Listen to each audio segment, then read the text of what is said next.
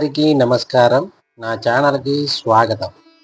ఈరోజు మనం తెలుసుకోబోయేది గుమ్మానికి ఈ మూటను కడితే లక్ష్మీదేవి మీ ఇంట్లో కొలువై ఉంటుంది.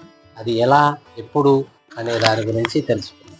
ఒక ఆరెంజ్ రంగులో ఉండే నూతన వస్త్రాన్ని తీసుకొని అందులో లక్ష్మీదేవికి ఇష్టమైన గుప్పెడు ఉప్పు, నవధాన్యాలు, చిటికెడు పసుపు, కుంకుమ, పచ్చకర్పూరం వేసి ఈ వస్త్రాన్ని చుట్టి ఒక ముడిలా కట్టి మహాలక్ష్మీదేవి చిత్రపటం ముందు పెట్టి మనసులో కోరికను అనుకొని సింహదారానికి కట్టండి.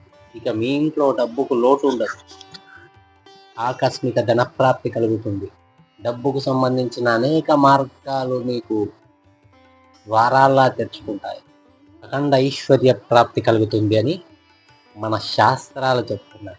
కనుక ఈ పరిహారాన్ని పాటించి ఐశ్వర్యవంతులవుతారని ఆశిస్తాను. సర్వే జన సుఖినో భవంతు. స్వస్తి.